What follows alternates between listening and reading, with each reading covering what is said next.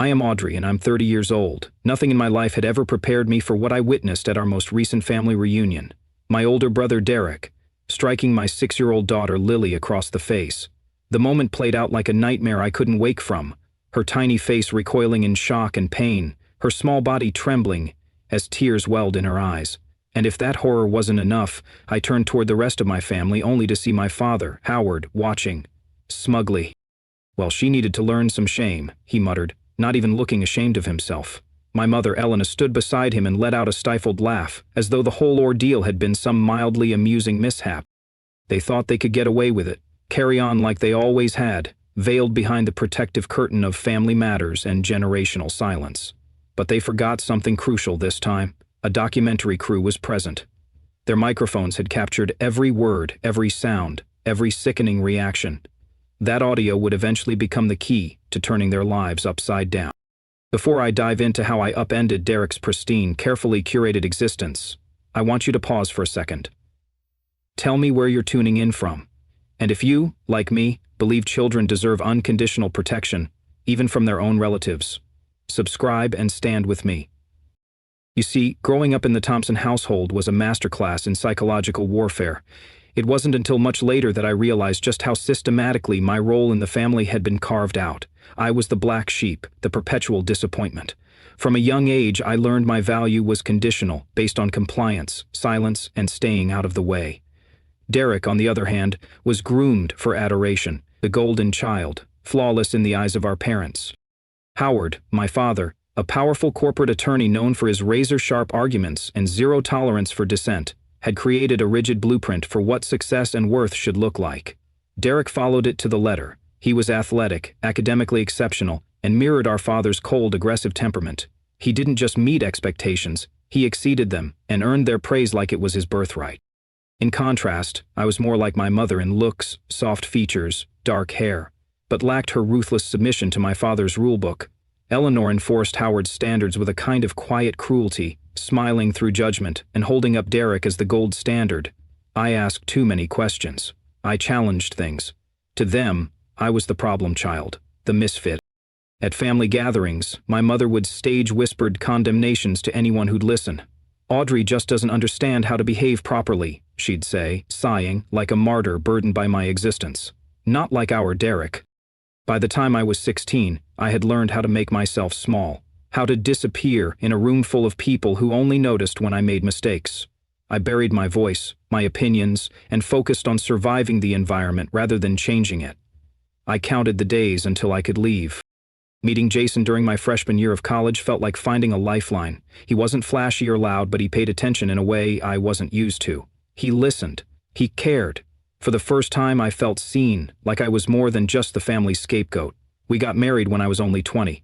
I knew it was fast, even reckless, but after 2 decades of emotional scarcity, I was desperate to create a family where love didn't have conditions.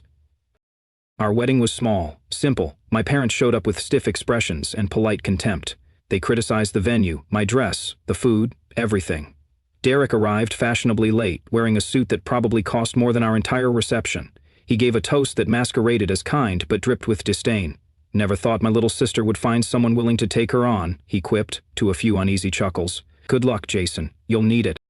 Despite their judgment, I thought I had carved out a happy life.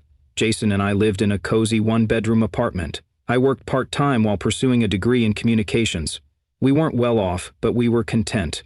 When I found out I was pregnant at 24, I felt like everything was finally clicking into place. Lily was born on a rainy Tuesday morning, weighing 7 pounds and 3 ounces.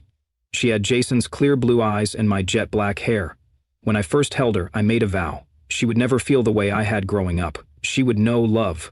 She would know safety. She would never doubt her worth. But life, as it does, threw curveballs. When Lily was 3, Jason began pulling away. Long hours at work became longer. His phone buzzed late into the night. Eventually, I discovered text messages from a coworker named Kara. At first, he denied everything. Then the truth came out. He'd been having an affair for 6 months. We tried couples therapy. I wanted to salvage what we had, not just for Lily, but for the dream we'd built. But Jason was emotionally gone. The divorce was finalized just before Lily's 4th birthday. I told my family we had drifted apart, knowing full well how they'd twist the narrative. And still, my mother didn't disappoint. "Men don't leave happy homes, Audrey," she said, voice dripping with disapproval. "What did you do to drive him away?" Being a single mom wasn't easy. I worked as an administrative assistant at Madison Marketing, and even with my degree, the pay barely covered rent, childcare, and basic needs. Every so often, an emergency, car trouble, medical bills, Lily's school supplies, forced me to ask my parents for help. Each time their assistance came wrapped in scorn and unsolicited lectures. Meanwhile, Derek's life was practically scripted for perfection. He'd ascended the corporate ladder at breakneck speed, becoming the youngest VP at his financial firm. He married Natalie, a pediatrician with old money roots. They had a mansion in the suburbs and an Instagram-worthy lifestyle. No kids yet.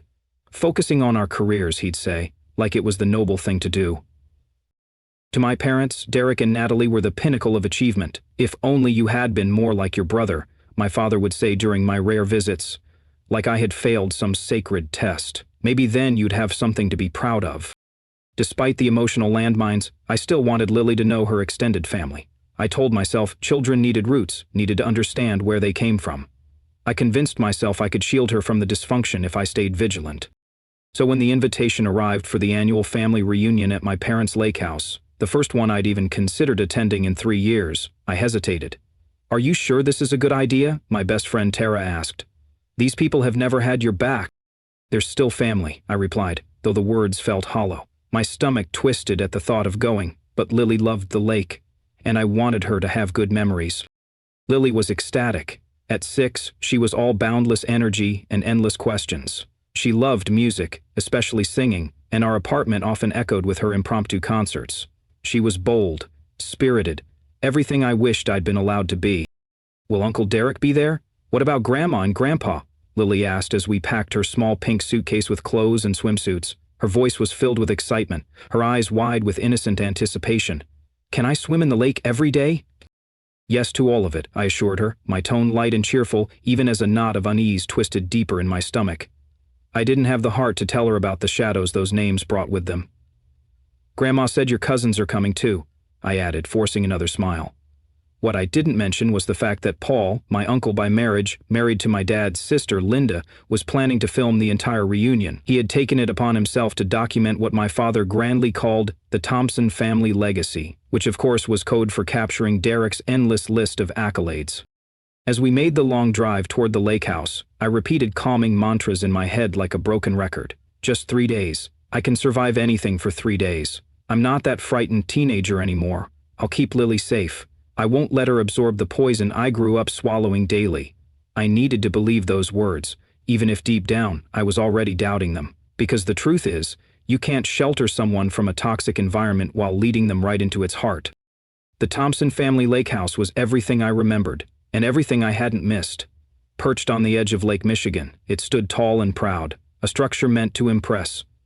Its weathered cedar planks and multi-level decks suggested rustic charm, but the manicured landscaping and imported stone walkways whispered money and appearances. As I pulled our modest sedan into the circular drive, I felt immediately out of place. Derek's glossy black BMW and our parents' silver Mercedes sat like sentinels of judgment. "We're here," Lily chirped, already halfway out of her seatbelt before I could put the car in park. Her joy radiated, untouched by the history embedded in those wooden beams and perfect hedges. "Can I see the lake? Right now?" "We need to get settled first," I said, offering her a smile I didn't feel, "and we have to say hello to everyone." As we walked toward the front entrance, the door creaked open to reveal my mother. She stood like a catalog model, dressed in pressed linen slacks and a light cashmere sweater despite the summer humidity. Not a single strand of her salon-shredded hair was out of place. "There you are," she said, her eyes scanning me from head to toe with cool precision before finally resting on Lily with slightly more affection. "We thought you might have changed your mind."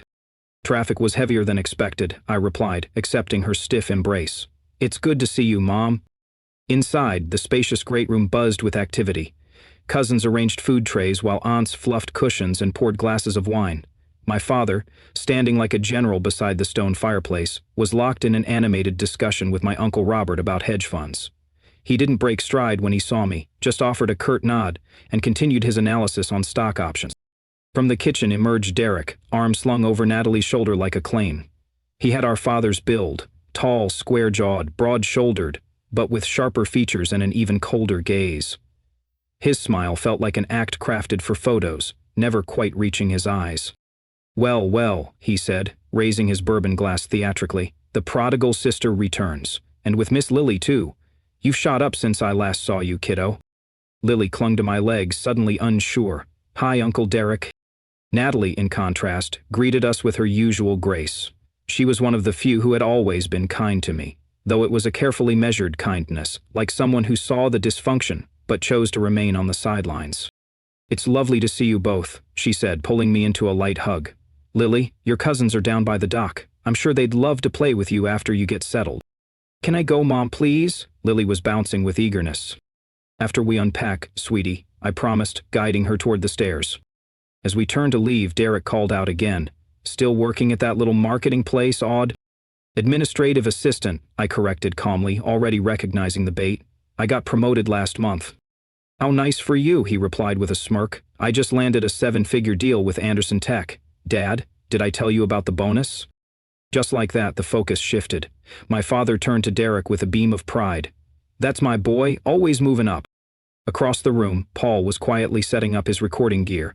He gave me a quick, knowing glance. I nodded back in silent gratitude. Paul had never fully adopted the Thompson playbook. Though married to Linda, he seemed to keep one foot outside the circle. "Trying to get everyone's good side?" I asked as I passed him. "Doing my best," he murmured. "Your dad wants a lot of Derek footage. I've got wireless mics set up all over. I'll catch whatever's said, whether they want it caught or not." Our room, tucked in the farthest wing of the house, was the smallest. The view didn't face the lake like the others, but overlooked a maintenance shed and a patch of gravel. I tried not to take it personally. As I helped Lily unpack, she chattered about her plans. "Can I wear my blue swimsuit? And show everyone the new song I learned? I practiced all week." I paused, watching her hopeful face. That spark, that raw, fearless joy, it was everything I had lost by her age. "Of course, sweetheart," I said softly. "Just wait for a good moment. Grown-ups can be a little busy sometimes." Dinner that evening unfolded with the usual performances. My father monopolized the conversation with questions about Derek's career, barely masking his pride. My mother found time to critique everything from my hair. "Don't you think a shorter, more professional cut would suit you better?" to my parenting. "Lily's quite energetic, isn't she? A bit of structure might help calm her down." I also noticed something unsettling among the children. Derek's nieces and nephews, Natalie's family, treated Lily with a strange blend of exclusion and politeness. They corrected her words, scoffed when she spoke with passion, and left her out of games. It was the same brand of superiority I'd grown up enduring, subtle, but cutting. Later, while loading the dishwasher in the cavernous kitchen, my Aunt Linda approached me, her expression unreadable. She dried a wine glass carefully before setting it down. "You holding up okay?" she asked, in a tone that tried to sound casual, but carried undertones of genuine concern. "I'm managing," I said, rinsing a plate. 3 days, that's the mantra." Linda glanced over her shoulder before leaning in slightly. "I see the way they treat you. Always have. You're stronger than they know." Her words surprised me. She wasn't usually this candid. "Thanks," I murmured. She straightened up quickly as my mother entered the kitchen, remarking on the state of the silverware like it was a national crisis. The brief flicker of solidarity with Linda vanished as quickly as it had come. Back in our room, Lily was curled up with her stuffed rabbit, humming softly to herself. I sat on the edge of the bed, rubbing my temples. I was already exhausted, and it was only the first evening. The energy required to endure my family's pointed remarks and perform the expected role of grateful, apologetic daughter was draining. But I looked at Lily and reminded myself why I was here. She deserved the chance to feel included, to know her family, even if they were far from perfect. But as I tucked her in and kissed her forehead, a gnawing thought lodged deeper in my heart. Was I giving her an opportunity, or setting her up for disappointment? Sleep came in waves that night, disrupted by creaking floorboards, murmured conversations down the hall, and the haunting memory of Derek's smirk.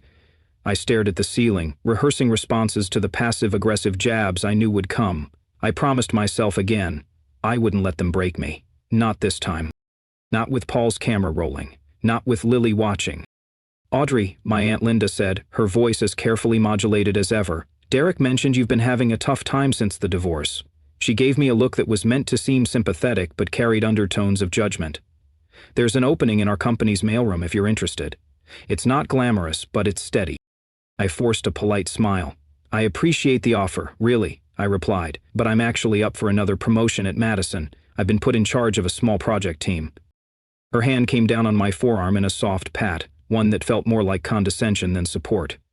Well, the offer stands, she said sweetly. Sometimes we have to be realistic about our capabilities. That night, after the guests had filtered off to their rooms and the wine glasses had stopped clinking downstairs, I tucked Lily into bed. She lay quietly beneath the soft quilt, her normally bubbly demeanor noticeably dim. "Everything okay, sweetheart?" I asked, brushing a curl from her forehead. She didn't meet my eyes, her fingers tracing invisible shapes on the blanket. "Cousin Emma said my singing was annoying," she whispered.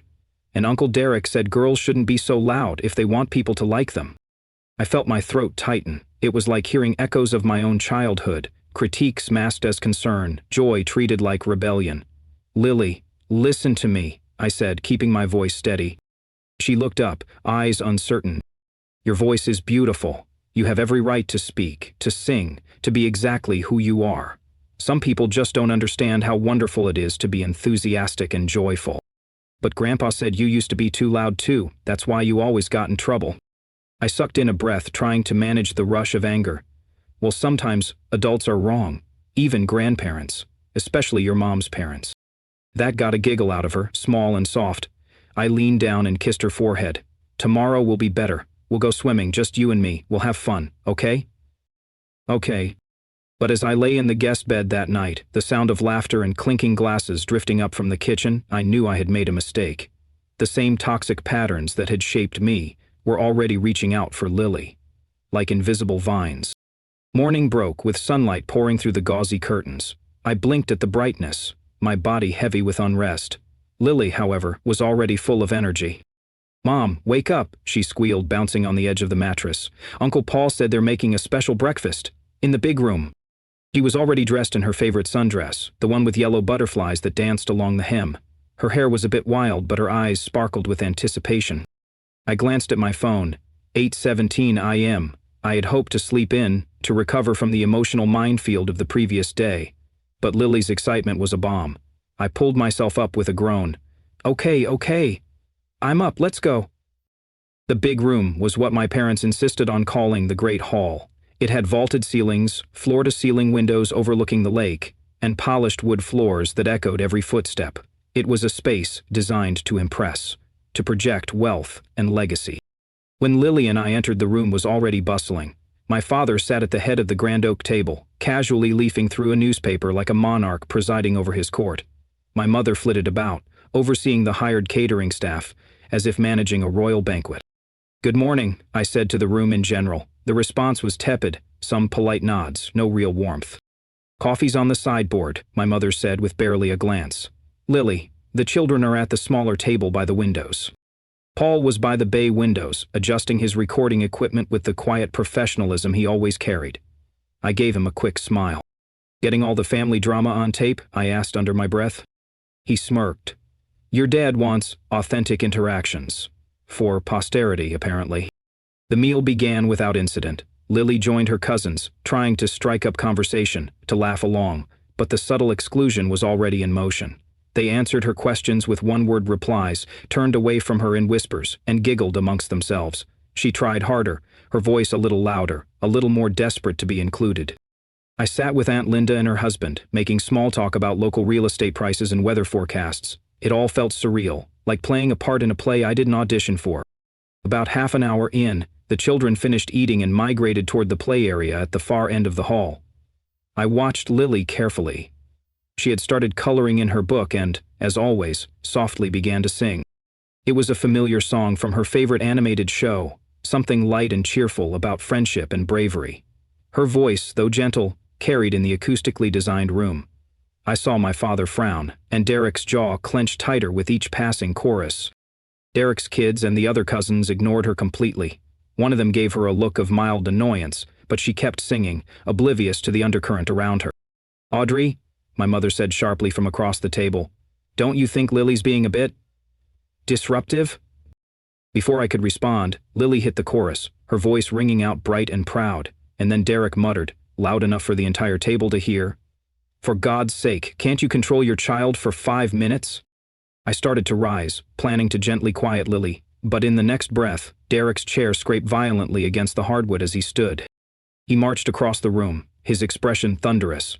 I tried to intercept him, but Aunt Linda stopped me with a question, one that delayed me for seconds. Seconds too many. By the time I looked up, Derek had reached Lily. She turned to him, expecting a smile or maybe a joke. What she received instead was a slap so loud it silenced the room. Time stopped. Lily's body jolted backward from the force. Her crayon rolled off the table. Her coloring book dropped to the floor. The red imprint of Derek's hand began to blossom across her cheek. Like mother, like daughter, he sneered, his voice icy and loud. Both of you are useless. He looked around the room, as though expecting applause, or at least validation, but the room remained dead silent. Everyone was stunned. Some looked away, others stared. No one moved. Paul's camera, it kept rolling. Lily's eyes filled with tears, her little body trembling, but she didn't cry out. She just looked at me, as if seeking confirmation. Had that really just happened? Was it okay? It wasn't okay. None of it was okay. I rushed to her side, dropping to my knees and pulling her into my arms. Her breath hitched in her chest as she buried her face against my shoulder. I could feel her heartbeat racing. "You do not touch my child," I said, my voice shaking but loud enough for everyone to hear. "Ever." Derek scoffed, but the bravado in his stance faltered as I rose to my full height. I could feel Paul's lens behind me, capturing every moment. "Someone had to teach her some manners," Derek growled. "No," I said firmly, keeping my hand on Lily's back. "What she needs is a family that respects her, that listens to her, that doesn't silence her joy just because it makes them uncomfortable."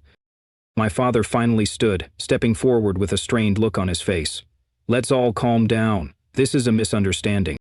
"No, Howard," I said, calling him by his first name in a room that had always insisted on titles.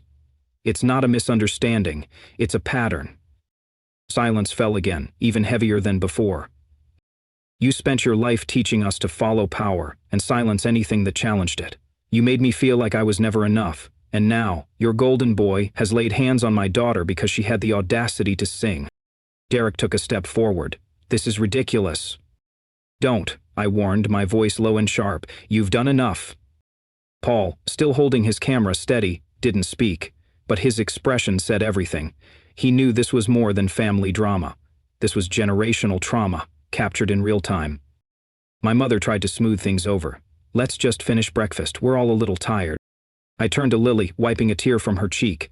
"We're done here," I said. "Go grab your things, sweetheart. We're leaving." Lily nodded, her trust in me absolute, even in her confusion. As we walked out of the great hall, I felt dozens of eyes on my back. But I didn't care. My daughter came first. Always. And for once, they would all have to sit with the consequences. "Can even behave properly in public," my father muttered, his voice cutting through the thick silence like a blade. The horror of what had just happened left me frozen in place, my mind trying to process the slap, the red imprint, Lily's stunned expression. "Well, she needed to learn some shame," he added with a smirk, like he'd just declared something noble. "Girls these days don't know proper manners." Then came my mother's laugh, high, brittle, detached from reality. "Audrey never did understand the value of a quiet presence," she chimed in, as if my daughter's trauma was a footnote in a dinner party anecdote. That was the moment I snapped out of it. I rushed to Lily, who had finally begun to cry, her little body racked with sobs. Her arms reached for me instinctively, and I wrapped her tightly in my embrace, shielding her from the eyes still watching like it was all entertainment. "What is wrong with you?" I hissed at Derek, who stood calmly with his arms crossed, as though none of this touched him. "She's 6 years old. She's old enough to learn the world doesn't revolve around her noise," he said coldly, unbothered by the tears running down Lily's face.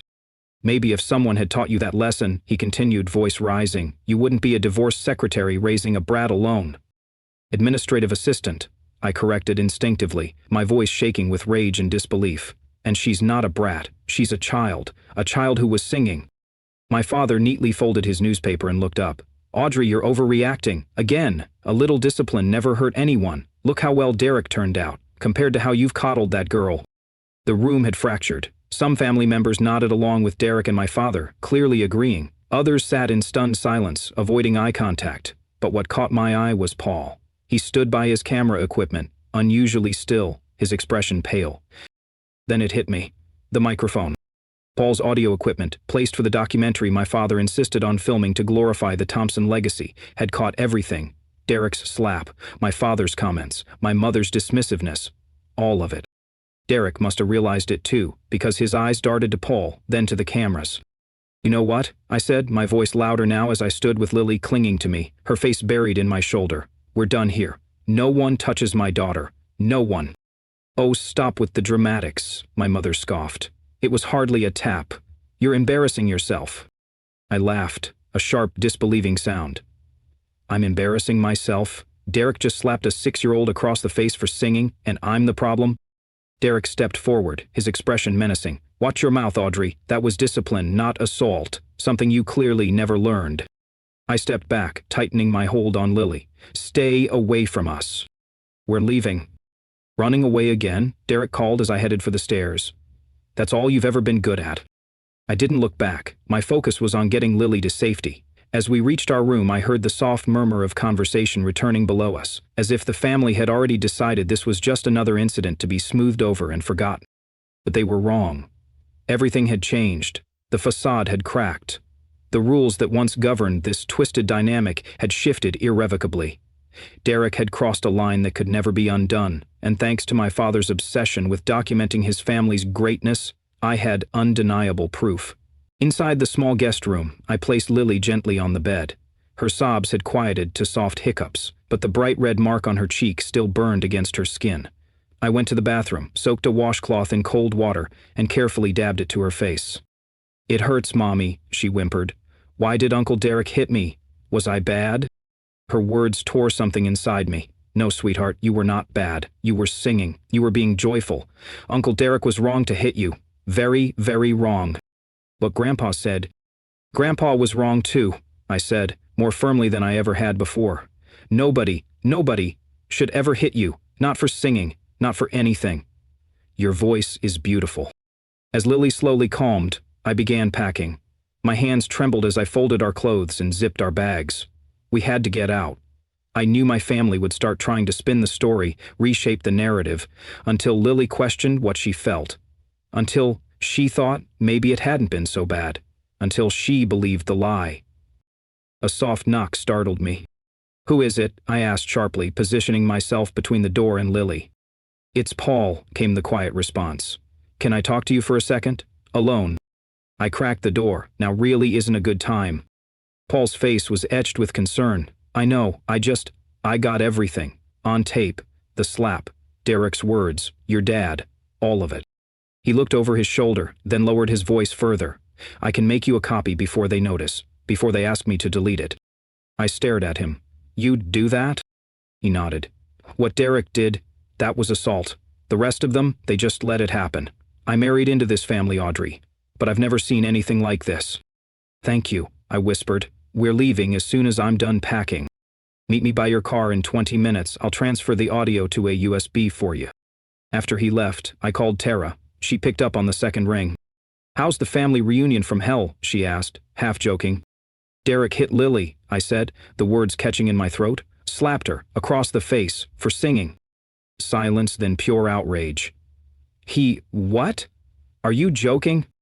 "My parents laughed," I added, my voice cracking. "Tell me you're leaving right now." "Packing as we speak." "Come here. Don't go home. Come straight to me in case anyone tries to track you down." By the time I hung up, Lily had fallen asleep, her face still flushed and tear-streaked. I finished packing quickly, then gently roused her. "We're going to see Aunt Tara," I told her, using the affectionate title. "We need to leave very quietly, okay?" She nodded groggily, her voice barely a whisper. "Okay." We crept down the stairs like shadows. The great room buzzed with low conversation and clinking silverware. No one looked up. No one apologized. Not a single person attempted to stop us. My mother was recounting a memory from a vacation past. Derek was leaning back in his chair, bourbon in hand, like nothing had happened.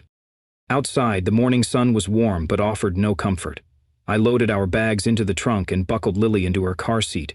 She clutched her stuffed bunny tight, staring out the window in silence. Paul met me in the gravel driveway, his laptop tucked under one arm and a USB drive in hand. He handed it to me without a word, just a long, heavy look, the kind that said everything that couldn't be spoken. "Thank you," I whispered. He nodded once. "Do something with it," he said. "Don't let them bury it." We drove away from the lake house without a single goodbye. The towering pines swayed gently in the breeze as if nothing had happened. But everything had.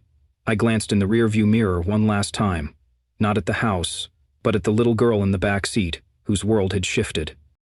I would not let this be her legacy. This silence, this pain, this normalizing of cruelty masked as tradition. I would not be my mother. I would not be complicit. For once, I had the power of truth on my side. And this time, I wasn't going to stay quiet. As Lily and I descended the stairs with our bags, the weight of our departure settled heavily in the air. My mother appeared in the foyer, arms crossed, posture rigid. "Where do you think you're going?" she demanded, her tone sharp enough to cut glass. "Home," I said flatly, shifting the weight of my bag and holding Lily's hand tightly. "Or did you honestly believe we'd stay another minute after Derek assaulted my daughter?" My mother scoffed, waving her hand like she was swatting a fly. "Don't be ridiculous. It was hardly a tap. You're overreacting." Again.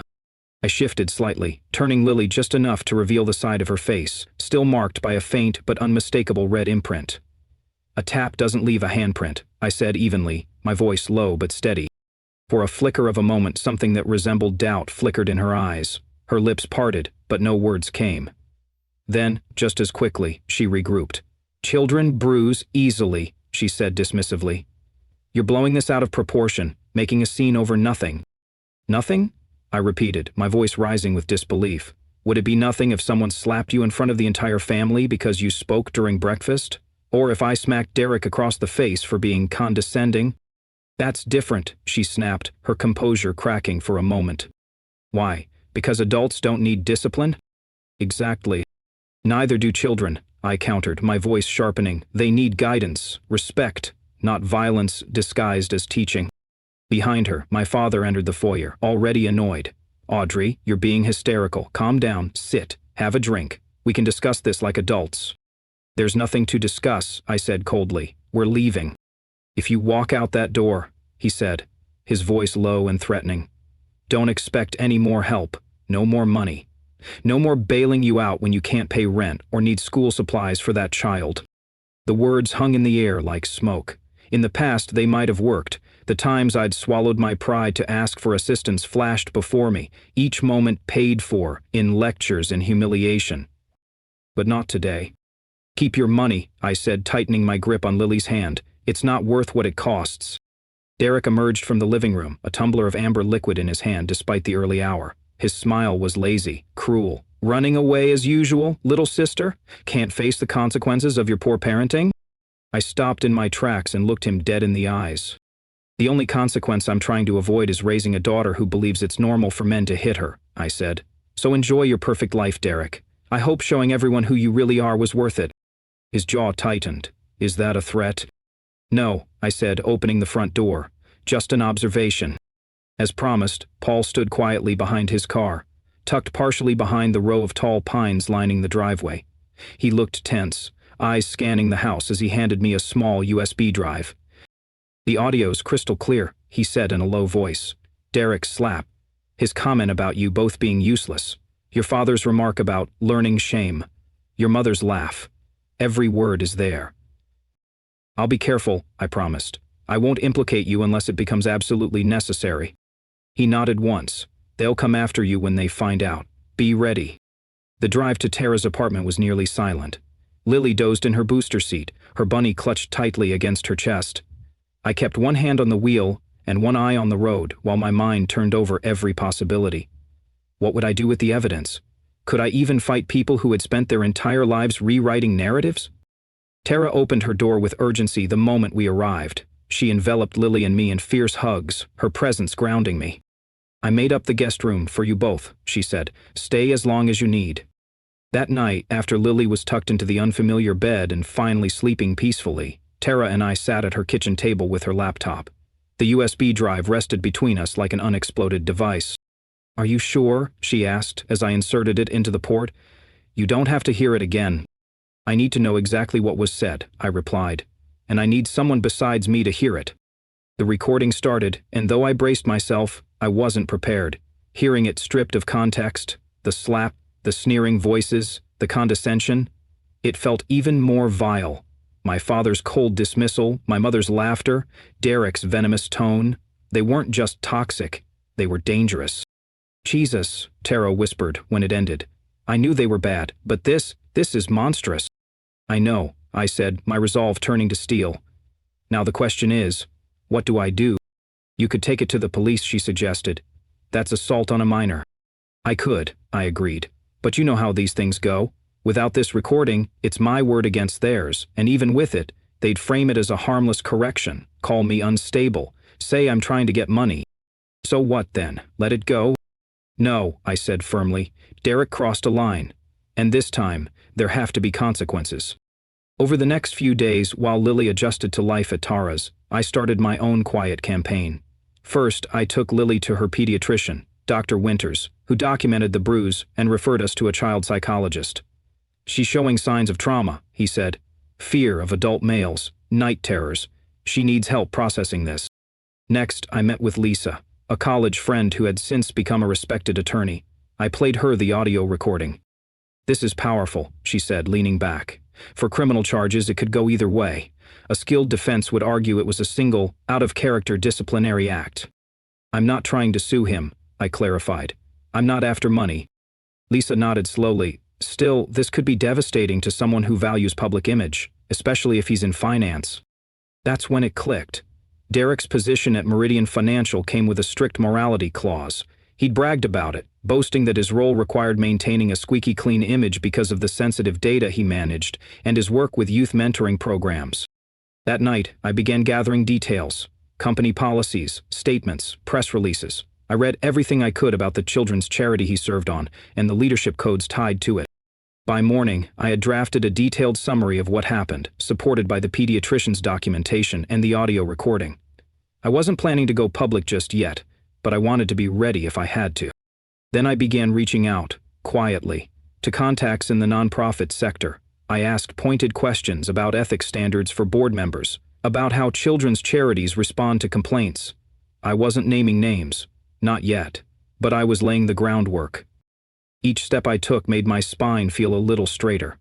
Every action was a stone laid on the path back to reclaiming my voice and protecting Lily's. This wasn't just about revenge, this was about truth and accountability. Because the legacy I wanted for my daughter didn't involve silence. It involved standing up even when your knees shook, and refusing to let abuse hide behind the mask of family tradition. After 3 long days of reflection and planning, I had mapped out every possible route, every consequence and contingency accounted for. I wasn't driven by revenge. This was about defending my daughter's dignity and protecting her future. It was about breaking the cycle of silence and fear that had defined my own childhood. When Lily woke up, screaming in the middle of the night, her tiny hands trembling as she clutched at my shirt, the path forward became unavoidable. Uncle Derek was chasing me, she sobbed into my shoulder. He wanted to hit me again, because I was singing. Her tears soaked through my nightshirt, and I felt my resolve harden into something immovable. Derek hadn't just struck her, he had infected her dreams, turned her safe spaces into battlegrounds. He had taken from her the joy she found in her voice, the confidence she carried so naturally. I remembered what it was like to be that small, that afraid. I remembered losing the sound of my own laughter. It had to stop, for Lily, for every child Derek might hurt next under the guise of discipline. The next morning, I began executing my plan with precision. I scheduled an appointment with Dr. Melissa Garner, the child psychologist recommended by Dr. Winters. She specialized in pediatric trauma and had experience not only treating young victims, but testifying in legal cases involving abuse. After Lily's session, Dr. Garner sat across from me with a gentle but firm expression. Lily is exhibiting symptoms of acute stress response, she explained. She's experiencing anxiety, specifically around male authority figures, frequent nightmares, and a noticeable aversion to singing, something you mentioned she used to love. Will she recover? I asked, trying to hold back the flood of maternal panic. With support and time, yes, children are resilient, but make no mistake, this wasn't a minor incident. This was trauma. I'd like to see her weekly for a while, and I'm documenting all observations in a clinical report. That report became the first concrete piece of evidence in my growing file. I knew I needed more. Next, I went to the local police department and filed a formal report. Officer Jenkins, who took my statement, was professional and kind. In situations like these, especially involving family, it can be difficult to pursue criminal charges without clear evidence, she said. Discipline within the home often falls into a legal gray area. Then she listened to the audio I played from the USB. The slap, the insult, the laughter, the cold commentary. When it ended, she looked up slowly. That changes things. This recording won't guarantee a conviction, she cautioned. But it does establish a formal record and will be valuable should this escalate. Meanwhile, my phone became a minefield. My mother's messages ranged from manipulative, "You're breaking your father's heart," to belittling, "It was just a little slap." Derek started with condescension and quickly escalated to intimidation. "You'll regret this," one message warned. "Think hard before you blow up your family over nothing." I replied to none of them. Instead, I focused on building a case rooted in truth and facts. I edited the audio clip, not altering it, but trimming it, to its most damning components. The sound of Derek's hand striking Lily, his cruel comment calling us useless, my father's chilling line about learning shame, and my mother's tinkling laugh. I didn't add a single word of my own. Their actions spoke loudly enough. Then I composed 3 emails. Each was professional, calm, and direct. Each explained that I was submitting this information with great reluctance but out of ethical responsibility. The recipients were carefully chosen: the executive board of Meridian Financial, where Derek was a vice president, the leadership at the Children's Future Foundation, where he held a board seat, and the coordinators of the Westlake Business Leaders Program, which paired professionals like Derek with high school mentees. In each message, I requested confidentiality regarding my identity for the sake of my daughter's privacy. I wasn't seeking publicity. I was seeking accountability. As I hovered over the send button, Tara leaned over my shoulder. "Are you sure about this?" she asked. "There's no going back." "I'm sure," I said, my finger pressing down. I thought of Lily's voice, tremulous with guilt. "Was I bad, Mommy?" she had asked. No child should ever question their worth, because an adult couldn't control their temper. Derek made his choice. This was just the result of it. Hours later, my phone exploded with notifications. Derek had found out. I imagined the email making its way through the halls of his glass-paneled office, causing a silent uproar behind closed doors. His tone changed almost immediately. The rage gave way to desperation. "What have you done?" he texted. "The board's calling an emergency meeting. I could lose everything." Then came the pleas. "Tell them it was a misunderstanding. Tell them it's being blown out of proportion." My parents followed suit. My father's messages were icy. "You've humiliated this family." My mother's were increasingly frantic. "Please, Audrey, we can still fix this. Just call us." I blocked them all. Paul called that evening, his voice low and cautious. "Derek is losing it at your parents' house. He's threatening to sue you for defamation." "Let him," I said. "Truth is a complete defense." "They think I gave you the recording," he added. "They don't have proof," I assured him, "and I won't give them any, unless I have no choice." The next morning, an unfamiliar number flashed on my phone. I hesitated before answering. It was Natalie. Her voice was barely above a whisper. "Audrey, can we meet? Please?" We agreed to meet at a quiet coffee shop between our homes. When she arrived, I barely recognized her. Natalie was always polished, her appearance meticulously maintained, but that morning she looked worn down. Her skin was pale, her eyes rimmed red, as if she hadn't slept in days. And when she sat across from me, her composure crumbled completely. "I'm sorry," she said, her voice trembling. "I should have done something a long time ago. This isn't the first time I've seen Derek lose control, but this... what he did to Lily..." Her words broke into a sob, and she covered her mouth with her hand. I passed her a napkin and waited. "I'm leaving him," she whispered. "I can't live with someone capable of that. And I've been afraid, Audrey, for years. I stayed quiet because I thought it was easier. Safer." I reached across the table and squeezed her hand. "You don't owe me anything, but thank you for saying that." Natalie pulled out a manila folder. "I brought some things, just in case you need more support.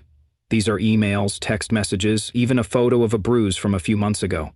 He pushed me because I embarrassed him at a charity gala." I stared at the folder. "Natalie, this could change everything." "I know. Use it if you have to. I just want out." That night I filed the contents into the growing archive of evidence, not because I wanted to destroy Derek, but because I needed the truth protected, preserved. Not just for me, for Lily, for Natalie. For anyone Derek might have power over in the future. We had been silent for too long. Now it was time to speak. And the world was finally listening. "I heard the recording," Natalie said without preamble as she slid into the booth across from me. "Paul played it for Linda and she called me." Her tone was subdued but heavy with implication. I waited, heart pounding, uncertain of where this conversation might lead. "I need to know something," she said after a pause, twisting her wedding ring nervously. "Was this the first time Derek did something like that to Lily?" I nodded. "Yes, he's never laid a hand on her before, but his temper, it's always been there, just usually aimed at me." She nodded slowly, absorbing my words with a distant look in her eyes. "He's had a temper at home too," she admitted. "He's never hit me, but the way he spoke to Lily, the things he said about you both being useless, I've heard that tone before, directed at me." A shift occurred in my understanding then, and suddenly the conversation took on new gravity. "Natalie, are you okay?" Her eyes brimmed with tears. "I don't know anymore." She looked down at her untouched coffee and took a long, shaky breath. "When all this started, when he got the call from Meridian, and the board removed him, he threw a glass across the kitchen, said it was my fault for not defending him to my father, who happens to know one of the Meridian directors. The glass shattered inches from my face." I reached across the table and gently squeezed her hand. "I'm sorry, Natalie. I never meant for you to be hurt in any of this." "You didn't hurt me," she said firmly. "Derek did. Maybe I needed this to finally see who he really is." She squared her shoulders, and I saw something shift in her posture, a flicker of resolve breaking through the fog. "I told him I'm staying with my sister for a while. He needs help. Serious help." We parted with a quiet hug. I felt a complicated mix of emotions, relief, sadness, even a sense of solidarity. Natalie wasn't my enemy. She was just another person damaged by Derek's charm and his unchecked rage. As I stepped out into the afternoon sun, my phone buzzed. It was a text from Grace, my supervisor at Madison Marketing. "Hey Audrey, just got a strange call from someone named Derek Thompson. Asked questions about your employment. Said he was a potential reference. I didn't share anything. Is everything okay?" Derek was clearly fishing for ammunition. He'd started poking into my professional life, probably hoping to dig up something he could use to discredit me. I texted Grace back with a brief explanation and attached the audio clip for context. Her response came quickly and without hesitation. "That's horrific. Take as much time as you need. Your job is secure, and if anyone from your family contacts us again, we'll take appropriate action." I exhaled deeply. One more area of my life where Derek wouldn't be able to touch me. By the end of the week, the professional fallout for Derek had grown. Meridian Financial placed him on administrative leave, pending a full internal review. The children's charity wasted no time. He was removed from their board of directors within 24 hours. They cited a zero-tolerance policy regarding behavior incompatible with child advocacy.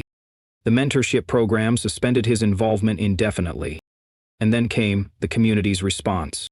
Word traveled fast, especially in a town as tightly knit as ours. Parents from Lily's school reached out with quiet sympathy and strong words of encouragement. Neighbors I barely knew knocked on my door with casseroles and comforting stories of their own.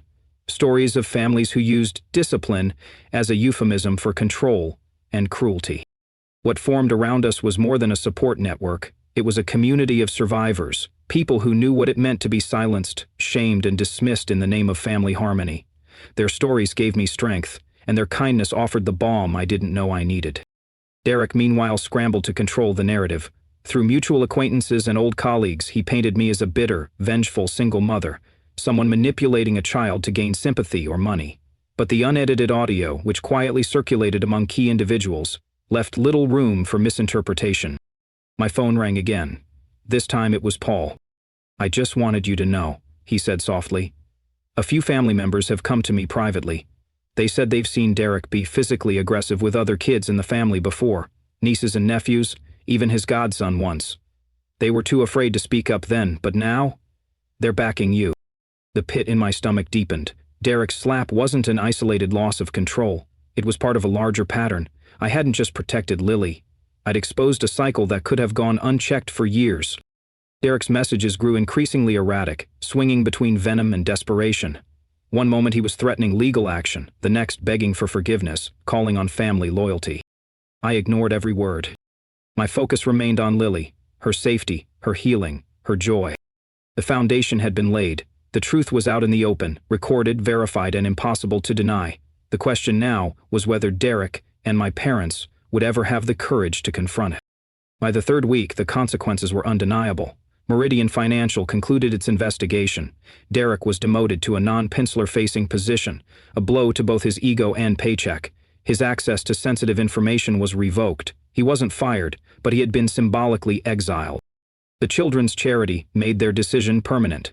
Derek's name was quietly removed from their website and future newsletters.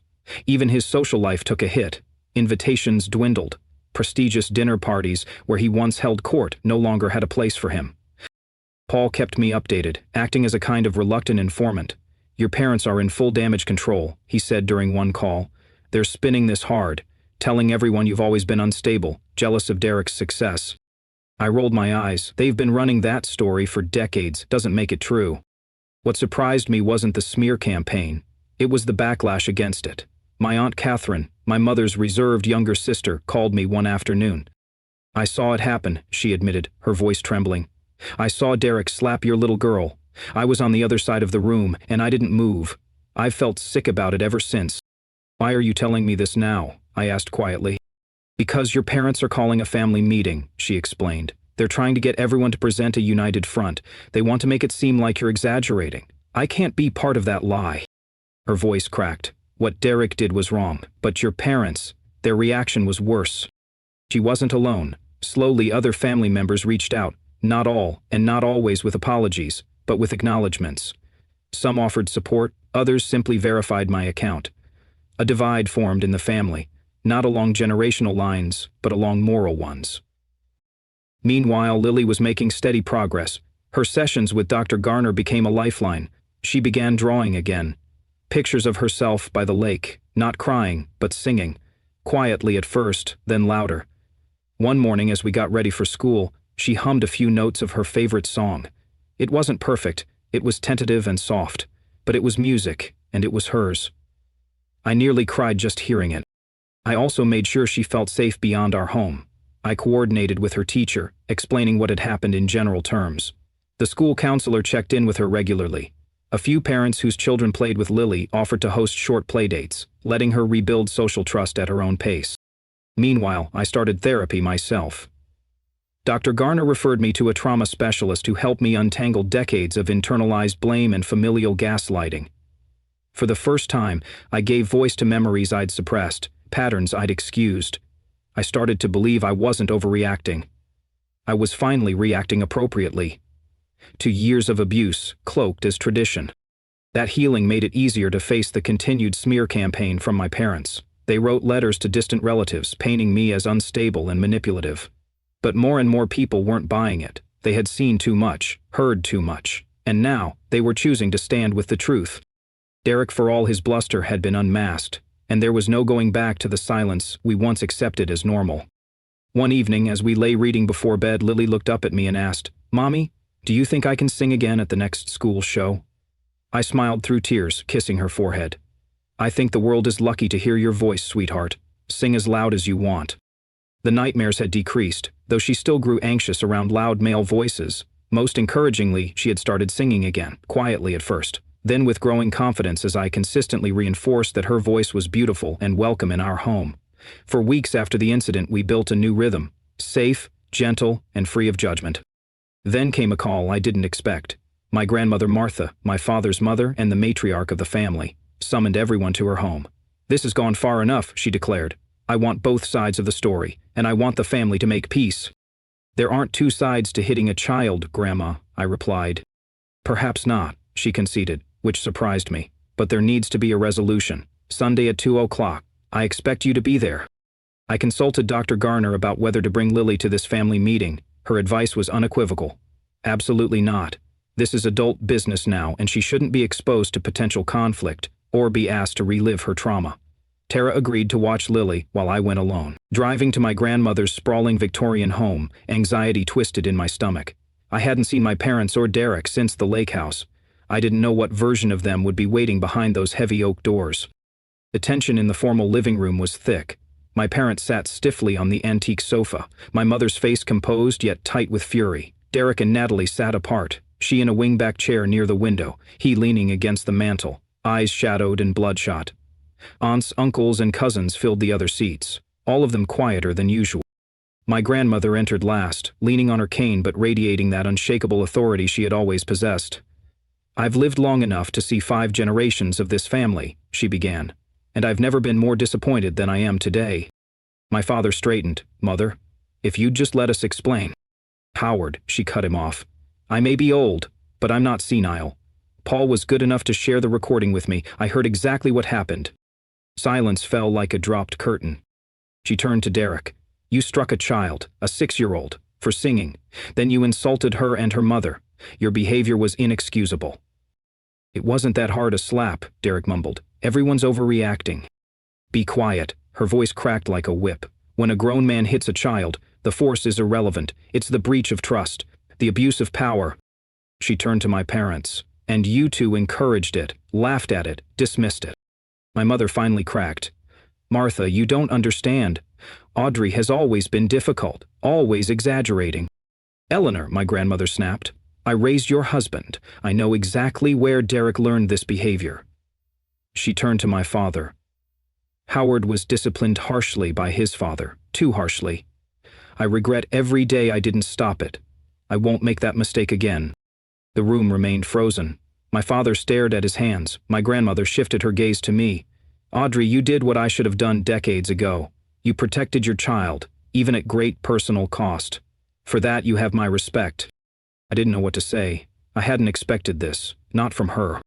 "That said," she continued, "this family now stands at a crossroads. Healing is possible, but only with accountability."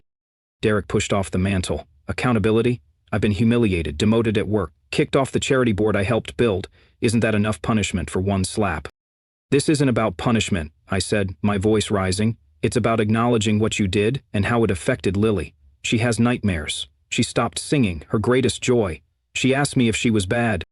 I could barely breathe. A 6-year-old child thought she deserved to be hit because the adults she trusted made her feel like her voice was a problem. Derek opened his mouth, then closed it. "That's just it," I said.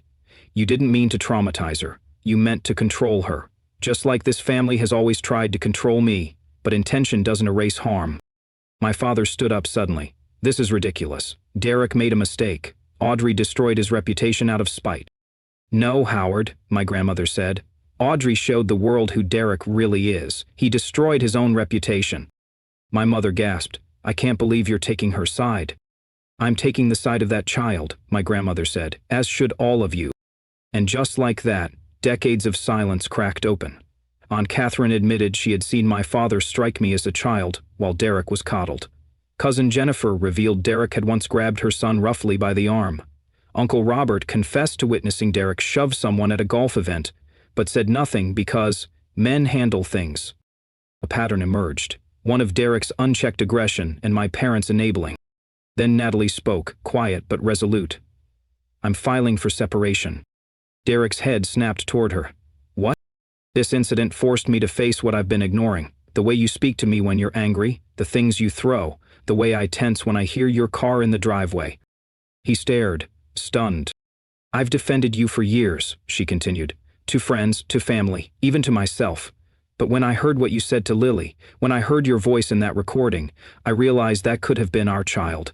And I won't let that happen." Her words struck like thunder. Derek seemed to shrink under their weight. "I'm not doing this for revenge," she said. "I'm doing this because I want to find the woman I was before I married you." My grandmother gave a slow, solemn nod. "Maybe this is what accountability really looks like. Not punishment, but truth, courage, and a refusal to pass the pain forward." Nobody spoke. In the hush that followed, something shifted. Not full healing, but the beginning. As I left my grandmother's house that evening, I didn't feel triumphant. I felt relieved. For the first time, I had stood in the storm's center and named the truth, not just for Lily, but for myself. And slowly, quietly, I began to believe we could build something better from the wreckage. "I've never hit you," Derek protested. "No," she agreed. "But hearing how you spoke to Lily and Audrey, seeing how your parents minimized it, I suddenly understood where our relationship was heading." My mother made a last attempt to salvage the situation. "Natalie, Every marriage has rough patches. You can't throw away years together over one regrettable incident. It's not one incident, Natalie replied. It's a pattern, and I won't wait until it escalates further. The meeting continued for nearly 3 hours. By the end, several things had become clear. The family would never be the same. Lines had been drawn based on values rather than blood. Derek had lost far more than a professional title. He had lost the unwavering support system that had protected him from consequences his entire life. My parents faced a choice: acknowledge their role in enabling toxic behavior, or lose relationships with multiple family members, including their only granddaughter. As the gathering broke up, my grandmother took my hand. "It will take time," she said softly. "Change doesn't happen overnight, especially in families with such entrenched patterns. But it started, and that's something." In the weeks that followed, the consequences continued to unfold. Derek's company issued a public statement about their commitment to family values and ethical conduct, implicitly distancing themselves from him without naming him directly. He was required to attend anger management therapy as a condition of continued employment. Natalie moved out and filed official separation papers, the first step toward divorce. In a coffee meeting that left us both in tears, she confided that she had miscarried twice during their marriage, and now wondered if the stress of walking on eggshells around Derek's temper had contributed.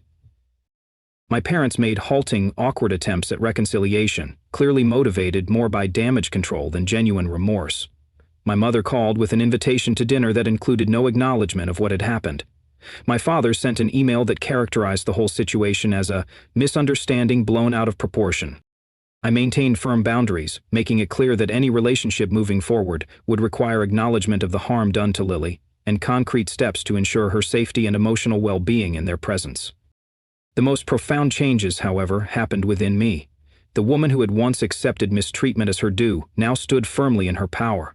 The mother who had brought her child into a toxic environment in hopes of family connection now recognized that true family is defined by love and respect, not blood and obligation.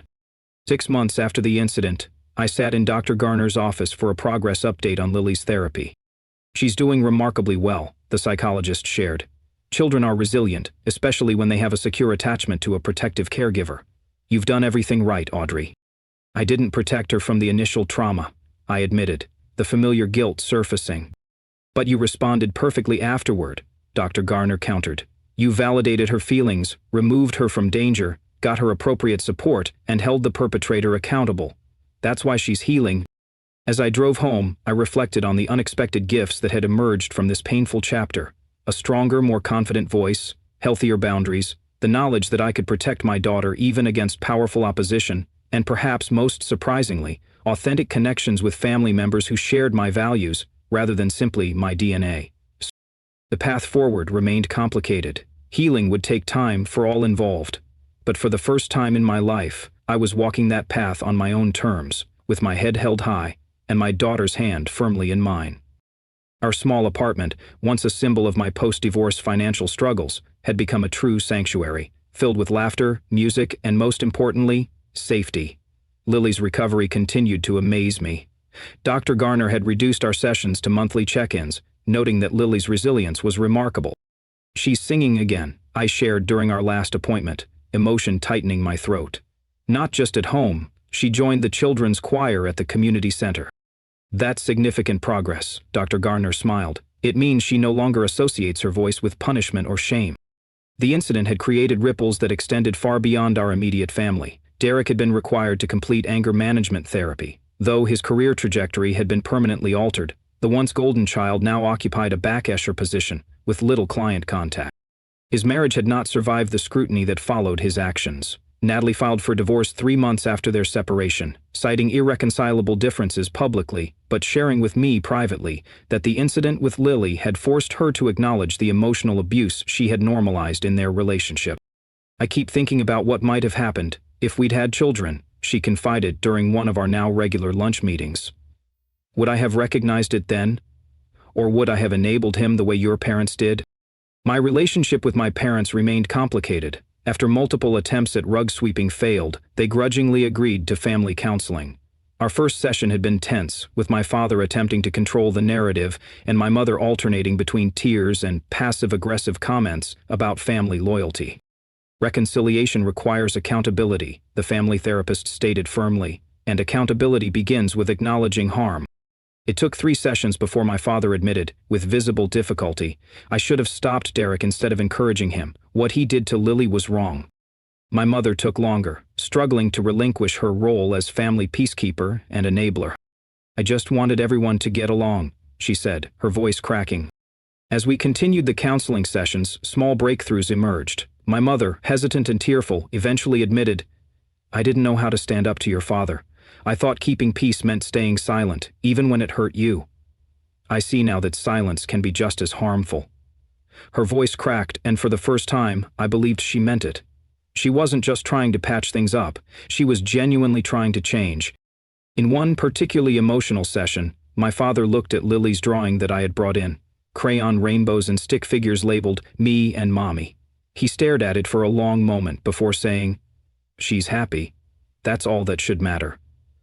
It wasn't a sweeping apology, but it was more acknowledgement than I ever expected from him. Meanwhile, Lily continued to flourish. She made new friends through choir, and her teachers remarked on her creativity and warmth. I started seeing a light in her that reminded me of the little girl I used to be, before shame dimmed my spark. I wasn't the same woman I had been a year ago. I was stronger, clearer, and more determined to break cycles that had hurt too many. I wasn't just healing my daughter, I was healing generations. And though that journey wasn't easy, it was one worth walking, every single day. She explained tearfully in our 5th session. I always smoothed things over. That's what mothers do. No, I countered gently. Mothers protect their children, even when it's difficult, even when it disrupts the peace. Progress with my parents was measured in small steps. They had not yet earned the right to unsupervised time with Lily, but we had established a schedule of brief, structured visits in neutral locations. During these meetings, I noticed subtle changes. My father began making efforts to engage with Lily on her terms, rather than imposing his expectations. My mother caught herself before making critical remarks, a hesitation that spoke volumes. The family division that followed the confrontation at my grandmother's house had been painful at first, but ultimately healing. Relatives who had long remained silent about generations of toxic behavior finally spoke their truths, forming authentic connections based on shared values, not just bloodlines. My grandmother, at 87, became an unexpected advocate. I made mistakes with your father, she confessed during one of our weekly tea visits. I saw the signs, but told myself that's just how men were in those days. By the time I recognized the damage, the patterns were already set. Her candor helped me understand the generational nature of our family's dysfunction, without excusing it. More importantly, it fortified my resolve. The cycle would stop with me. My career had taken an unexpected turn. The confidence I found in standing up for Lily carried into my professional life. When a project management position opened at Madison Marketing, I applied, despite feeling underqualified. To my surprise, I got the job. Your handling of the crisis with your daughter showed exceptional leadership, Grace explained during my promotion interview. You were strategic, you maintained communication under pressure, and you showed integrity. That's exactly what we need in this role. The increased salary meant we no longer needed help from my parents, cutting the last tether of their financial control. Perhaps the most profound development came through a support group I joined for parents navigating family trauma. Sharing my story led others to share theirs, forming a powerful network of mutual support. With encouragement from the group facilitator, I began speaking at local parenting workshops about recognizing and addressing toxic family dynamics. Your story resonates because it's not just about one slap, the facilitator told me. It's about breaking generational patterns. It's about choosing your child's safety over family expectation, something so many people struggle with. One crisp autumn morning, 7 months after the lake house incident, we hosted a gathering in our apartment. What Lily proudly called our chosen family celebration. Tara was there, of course, along with Paul and his children. He and Linda had since separated, another casualty of our family's long overdue reckoning. Natalie came with her sister, and a few of my colleagues joined us, as did several members of the support group. To my surprise, my grandmother arrived too, accompanied by a hesitant-looking Eleanor. My mother had asked to come, her first independent gesture since the confrontation. As the guests mingled in our modest living room, Lily tugged at my sleeve. "Mom, can I sing the song now?" she whispered. "Are you sure?" I asked, fully aware of what this meant to her. She nodded, determined. "I've been practicing with Miss Joanna at choir." I called for everyone's attention. Lily stood by the window, the sun casting golden light on her face. She sang, Not the cartoon song that had triggered Derek's violence, but a gentle ballad about bravery and using your voice. Her clear, sweet voice carried through the room, calm and sure. Watching her, standing tall, eyes gleaming, I felt tears spill down my cheeks. This was healing, not just surviving trauma, but reclaiming joy in its wake. When she finished, the room erupted in applause. My mother dabbed her eyes with a tissue. "She has a beautiful voice," she said quietly. "I should have said something that day." "Yes, you should have," I replied. "But what matters now is what we all say and do moving forward." That night, after the guests left and Lily had gone to bed, I sat on our small balcony watching the sunset. The last 7 months had been the most challenging and transformative of my life. I had lost family connections, but gained genuine ones. I had faced financial hardship, but found new purpose and strength. And I had shown my daughter that she was worth protecting. In the days that followed our celebration, I kept hearing Lily's song in my head. That moment of bravery had marked not only her triumph, but my own. I framed a photo of her standing at the window, bathed in sunlight, and placed it on my desk, a reminder of what we'd overcome, a reminder of why I fought. The support group asked if I would lead a monthly workshop on family estrangement and boundary setting. At first, I hesitated, unsure if I was ready to guide others through such personal terrain. But the truth was, I wasn't just surviving anymore. I was thriving, and I had something valuable to offer. My first session drew a small but attentive group. I shared our story, our missteps and victories, and practical strategies for navigating family trauma. The response was humbling. One woman told me, "I've never felt seen until tonight." I also began writing short essays and reflections. One piece, titled "The Day My Daughter's Song Changed Everything," was picked up by a parenting blog. It went viral. Messages flooded in from people who'd faced similar patterns, who'd felt trapped by obligation and guilt, who saw themselves in my story and felt, finally, less alone. I realized then, the truth doesn't just set you free, it invites others to do the same. The journey ahead would still have its obstacles. There would be uncomfortable family interactions. There would be therapy appointments and boundaries to reassert. But I no longer feared them. Derek's slap was meant to silence a child. Instead, it amplified a chorus of truth. He tried to make my daughter small. In doing so, he reminded me of my own strength. He showed me just how fiercely I would fight to protect her joy. As mothers, we can't always prevent our children from experiencing pain, but we can teach them to rise through it, with dignity, courage, and their heads held high. My brother slapped my daughter for being too loud. My parents laughed. And in that terrible moment, they gave me the most valuable lesson of all. Some family ties must be cut for healing to begin, while others can be rewoven into something more resilient, more beautiful than what came before. Have you ever had to choose between family expectations and protecting someone vulnerable? What would you have done in my place? Share your thoughts in the comments. And if this story moved you, please like and subscribe for more stories about strength, resilience, and rewriting your legacy. Remember, you deserve to be heard, to take up space, to raise your voice without shame, just like Lily finally learned to do. Thank you for listening to our journey.